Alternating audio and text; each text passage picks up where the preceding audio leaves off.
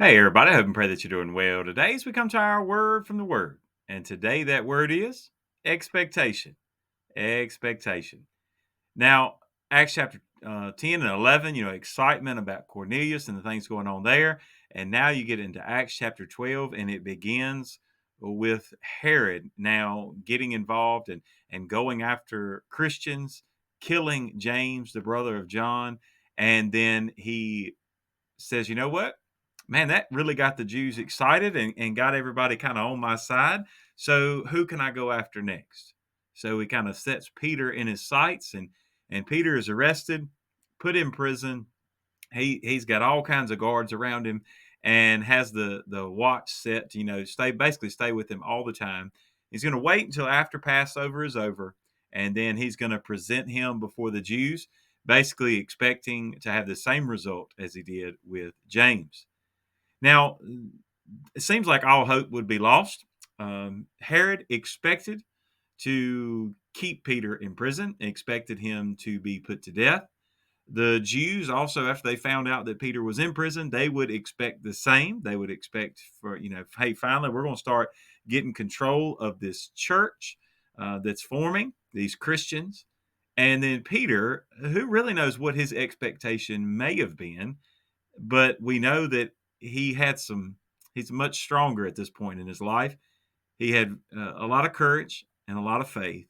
And best we know, I mean, because where the story picks up, he was asleep in prison, just awaiting his fate.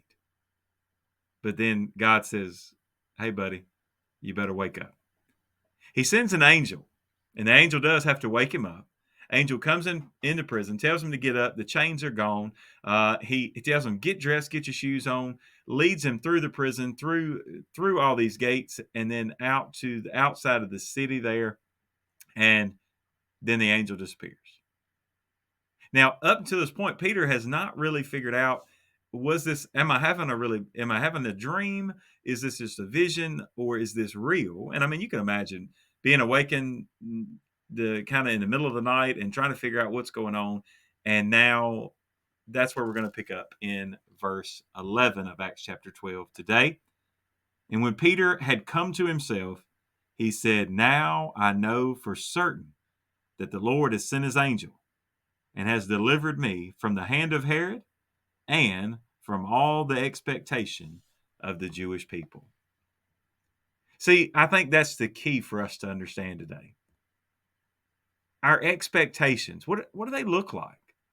Right? I mean, we could be like Herod and expecting evil to happen. We could be like the Jewish people and expecting that, oh, well, God's going to work out the plan the way that I see fit.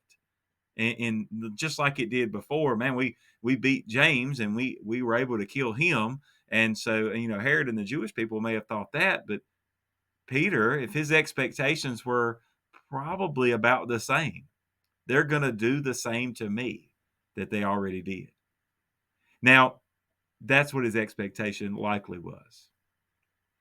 But see, there's a story going on in the background that the church was gathered, closed, locked the door, praying for Peter's release. Remember, I preached a sermon on this series on this passage one time, and just said there's an angel at the door. And the reason that was the kind of the title I had for it was because Peter, after he comes to himself, he goes to where they're all gathered praying and is knocking on the door, and they're so the lady Rhoda that comes to the door, she's so excited she doesn't even open the door. She recognizes his voice, runs and tells everybody else that's praying, hey, Peter's at the door. And they said, oh no, he's dead. It's his angel that must be at the door. They were praying for the release of Peter, praying for God to intervene, and he did. But even then, they weren't expecting that kind of answer. They're probably expecting for him to be set free by Herod. Nothing probably in the middle of the night that they thought was going to happen. See, the thing is that we don't need to limit our expectations. Right. And you could look at this story and say, man, why did God allow James to die and he set Peter free? Because it's God's sovereign will at work. How many times have we had that happen within the body of Christ? and in our lives, in our church families, in our personal families, in our friends and coworkers and things. Why is this one still here and this one is not? Right? In our minds, we have an expectation should be a different way, but God's plan is perfect. It's working together the way that He saw fit and the way that He sees fit. So today, my encouragement for you is this, and I believe it's God's words of encouragement for us all. It's kind of that old saying of expect the unexpected, but let's just expect this. Let's expect God's will to be done. Let's expect, right? I mean, you think about that model prayer that Jesus had for us, right? That Father, that your will would be done on earth as it is in heaven.